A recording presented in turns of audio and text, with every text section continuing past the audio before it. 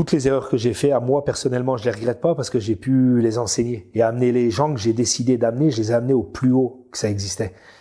Parce que justement, j'ai vu mes erreurs que j'ai fait en dehors de la cage, dans la cage, ne pas avoir de peur, ne pas calculer, il y avait pas tant Internet non plus, donc on m'appelait contre un adversaire qui n'a aucun rapport.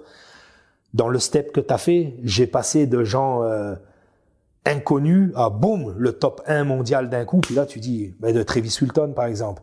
C'est-à-dire que le mec a 200 fights, je pense, quand moi je l'ai pris, et que toi, tu passes ta 2 fights, et ce gars-là, c'est illogique, tu peux pas battre ce gars-là.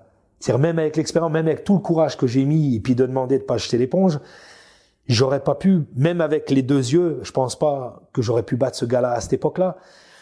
Parce qu'il avait une lutte que moi, où je m'entraînais, ce que je faisais, comme c'était pas autant développé que ça dans les pays où j'étais, c'est la première fois que quelqu'un m'est monté dessus. Donc, t'es dans une cage et là, tu dis, mince, pourquoi lui, il est au-dessus? C'est-à-dire, personne n'avait réussi à me faire ça. La première fois que quelqu'un m'a fait une clé, c'est Fabricio Verdum, pendant le fight. Sinon, c'est moi qui faisais tout ça. Et en fin de compte, j'avais pas le même niveau que moi pour pouvoir, comme maintenant, justement, au Boxing Squad, que t'as des gens équivalents. Et c'est pour ça qu'en fin de compte, ce que j'ai retrouvé partout au fur et à mesure, c'est qu'après, on a formé des 10, et là, quand t'arrives, c'est comme si t'as 10 black belts dans un gym. Mais moi, là où j'étais le seul avec 10 ceintures blanches.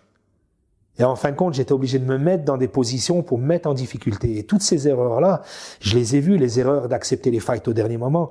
C'est ce qui a fait de moi ce que je suis aujourd'hui et ce qui a pu enseigner et, avec ma mentalité, faire des gens très forts. Mais par contre, c'est des erreurs c'est des erreurs qu'on peut plus reproduire maintenant. Je sautais dans un avion, je cherchais pas à comprendre d'un fight, je sautais dans un autre fight. Je buvais du Coca-Cola en mangeant du McDonald's, et puis j'allais me battre au Japon. Et puis tu dormais pas, t'avais une vie. À un moment donné, quand je me battais au Bodog, c'était comme une télé-réalité, puis on avait des questions sur une île. À un moment donné, une fille, elle apparaît avec un chapeau, puis tu tirais un papier, t'avais des questions. Et la fille, dans les questions qu'elle m'a fait, il y avait comme genre, on comprend pas, t'es considéré comme un des 5 meilleurs poids lourds de la planète, et on comprend pas, il y a quelque chose que quand tu vas dans le fight, on n'arrive pas trop à comprendre à quoi tu penses, toi. Et je lui ai dit, en anglais, c'était dur à traduire, parce que même en anglais, quand on l'a traduit, la traductrice, elle a dit, waouh, je comprends pas trop ce que ça veut dire. Et je lui ai dit, tout simplement, je dis, ma vie est plus dure que d'aller se battre en MMA. Et là, elle a dit, ça veut dire quoi, ça? Je vais dire que moi, si vous m'auriez donné la chance, ou à cette époque-là, j'avais la chance d'aller me battre avec une équipe, avec des entraînements normaux, des gens qui te sponsorisent, comme aux États-Unis, où on te donne de la protéine, je savais même pas c'était quoi ça. Et que tu vas te battre et que tu fais de l'argent, t'aurais pu être un professionnel avant l'heure, comme je dis.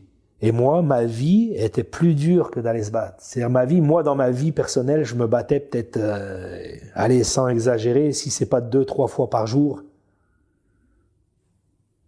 C'est un pays de dingue, où tu te bats sans règle pour vivre. Tu comprends, que ce soit dans la sécurité ou dans les choses. C'est un pays hors discipline. Donc, quand moi, je me retrouvais même à Las Vegas, quand je me suis battu au UFC, je vivais sur une plage, dans une cabane en bois.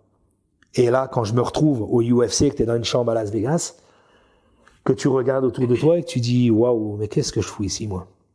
C'est-à-dire que tu n'étais ni préparé. Je sortais de l'hôpital d'une opération.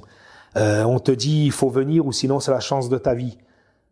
Et que 10 jours avant, je vais voir le docteur, je dis, mais par exemple, si je devrais aller me battre, il me dit, je t'arrête de suite. Il dit, tu viens d'avoir une opération.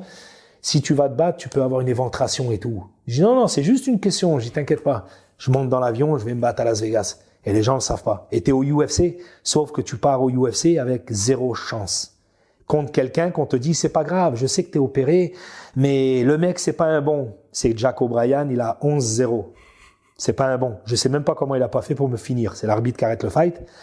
Mais même quand il met les coups, je me regarde en train de dire, putain, je prends des coups dans le ventre, peut-être ça va éclater. C'est irréel. Et tout ça, les gens le voient pas, ils te voient à la télé. Donc, ils cherchent pas à comprendre. Et ça, je demande aucune excuse de la part de personne. Mais c'est justement ces erreurs-là que j'ai pas fait à Georges. Georges, pour moi, il y a des choses que les gens ne savent même pas. Sa vie, elle a été décidée le jour qu'il s'est battu avec Pete Spratt.